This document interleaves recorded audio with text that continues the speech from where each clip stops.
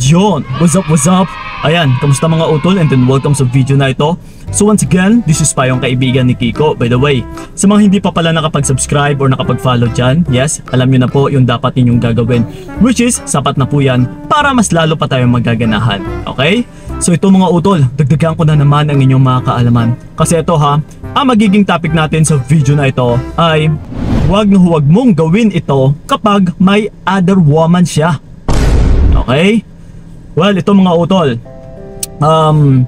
sa may mga situation na sa ngayon, let's say may other woman yung partner mo, na niloko ka or may tinatago siya.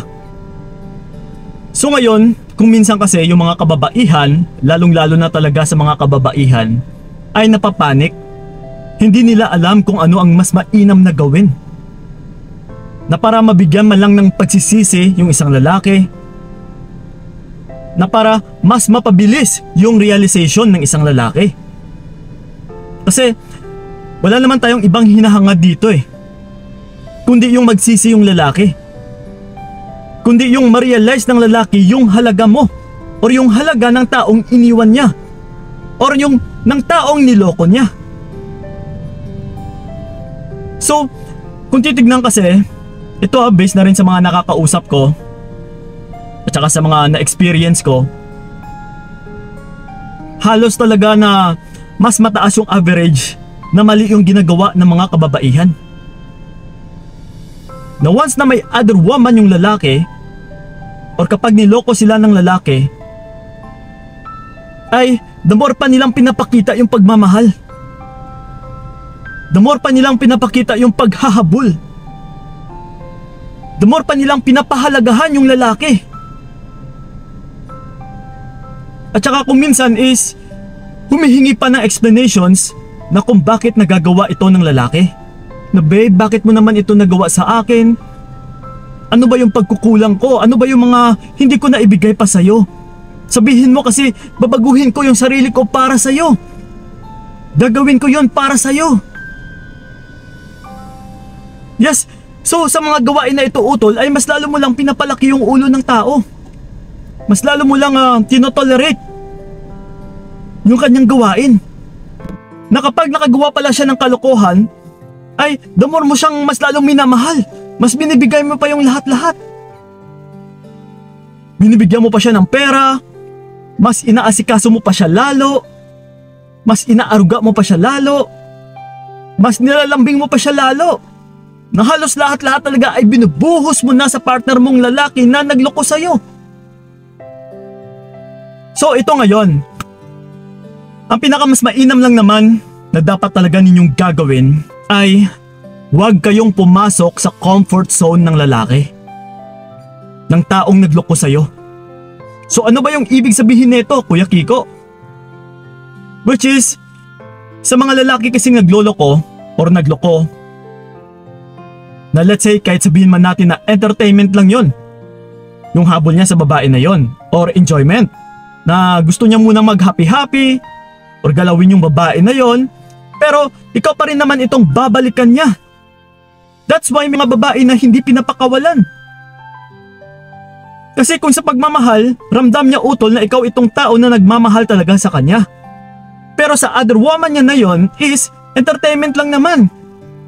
Let's say na humaling siya sa hubog ng katawan ng babae na yon, gusto niyang matikman, nakursunadahan niya na uy, parang maganda to, parang okay to Try ko kayang kausapin, baka madali ko to.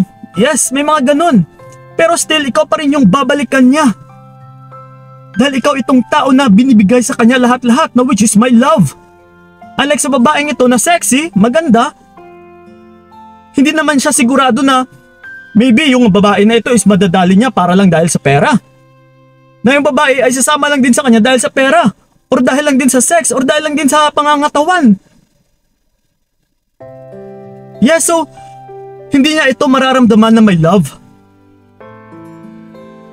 That's why talaga may tao or may babae na hindi pinapakawalan ng lalaki. Para may babalikan siya. So ngayon, ang gagawin ng lalaki ay uuwi pa rin sa'yo. Kahit may other woman na siya Nagagalo ka pa rin niya, naku po. Di ba? Biruin mo Baka kakagagamit niya lang doon sa other woman niya and then pag uwi niya is ginamit ka rin niya. Ew! So okay na ba yun sa'yo, utol?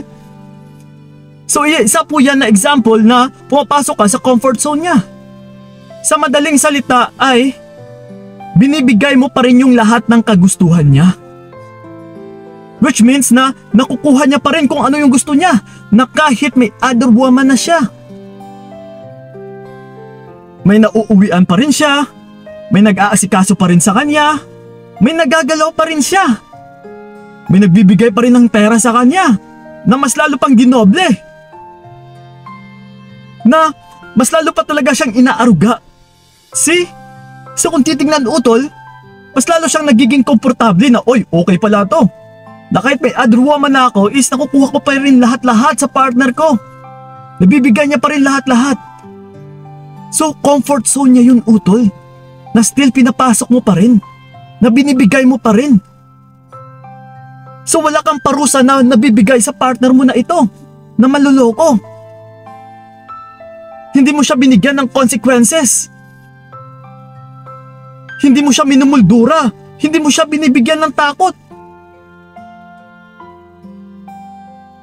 So instead na ganun yung gagawin mo is, mas lalo ka pang dumidikit sa kanya.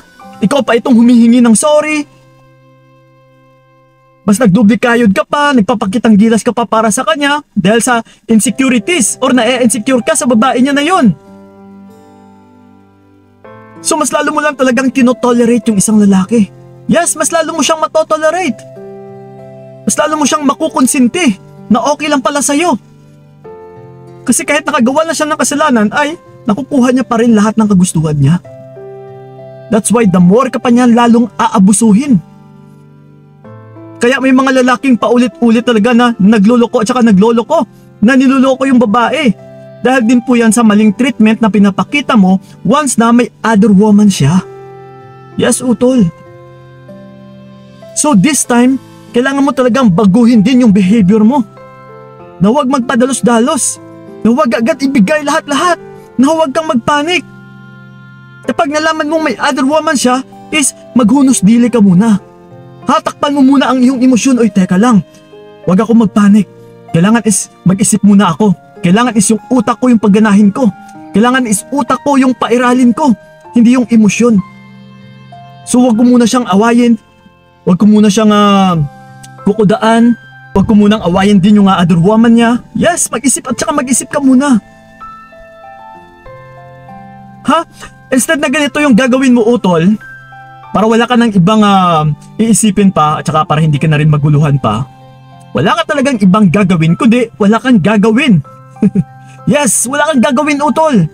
And then subukan mong mag-pull away ng walang pasabi. Wala kang gagawin eh. Kahit salita, utol, is wala kang gagawin, wala kang sasabihin sa kanya. Hindi mo na kailangan ng explanations.